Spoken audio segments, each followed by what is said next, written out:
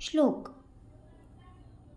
जो नाव रूपा वेगळा, जो ये मायेहून निराळा, जेथे जाणीवेचा कळा, सर्वथा न चले. अर्थ. जर परब्रह्माच्या ओळखीसाठी अधिष्ठान रूपाने त्या श्रीरामाकडे पाहिले तर त्याला नाम व रूप आहे. असे असले तरी तो नामातीत व रूपातीत निर्गुण व निराकार आहे. अधिष्ठानाच्या भूमिकेत तो मायेत दिसत असला तरी तो या धारण केलेल्या नामरूप मायेपासून सर्वार्थाने अलिप्त आहे. सकळ उपाधी वेगळा, तो परमात्मा निराळा, जळी असोनी ना तळे जळा, आकाश जैसे.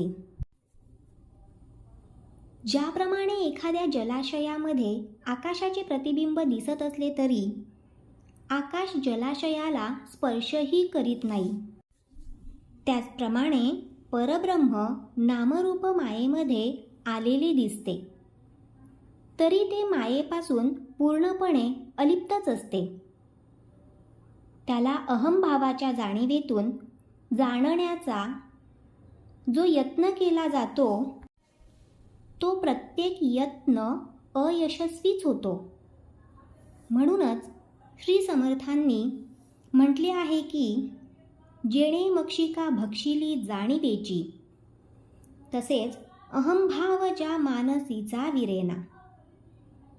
त्याला जाणण्यासाठी अनेकांनी त्यांच्या त्यांच्या जाणीवांनुसार अथक प्रयत्न केलेत, मात्र हा अंतरात्मा त्या जाणीवांच्या चौकटीमध्ये कधीच बंदिस्त झाला नाही आणि होतही नाही.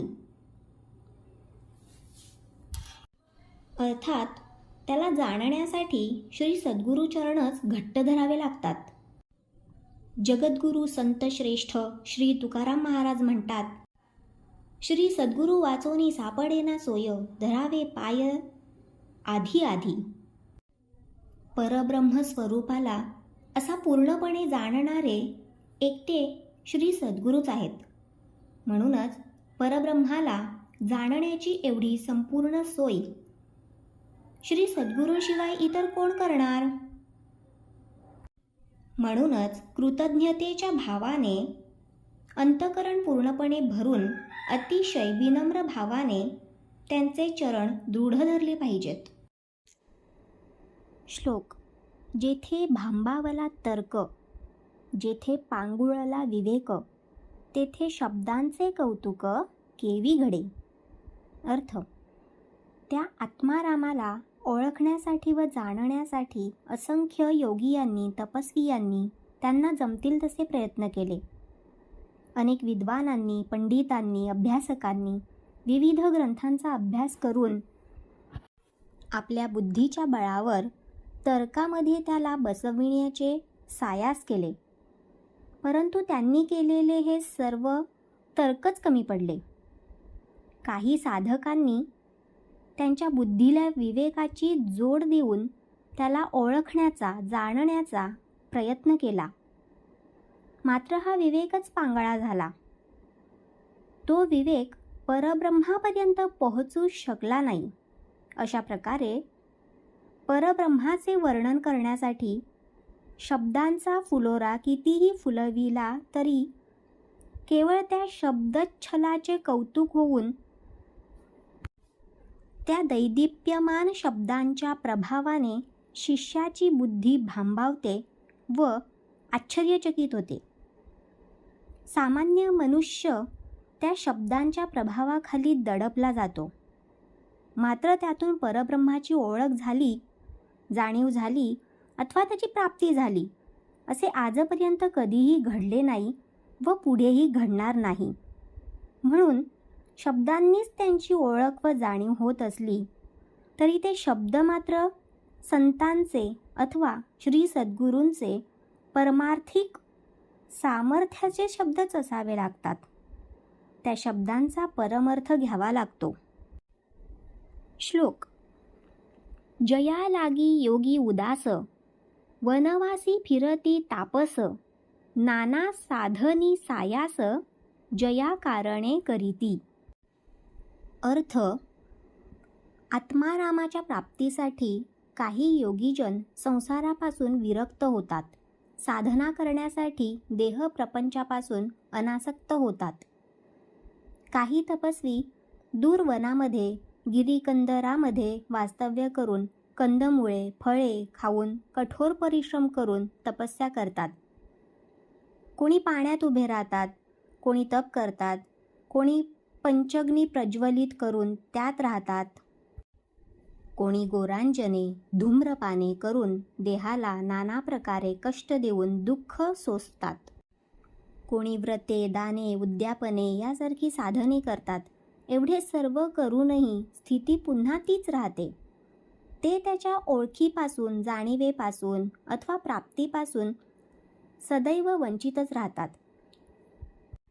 कारण बहुतांपरी संकटे साधनाची, व्रते दान उद्यापने ती धनाची. यावर सगळ्यात सोपा उपाय म्हणजे श्री सद्गुरु चरणांना दृढ धरून ठेवणे.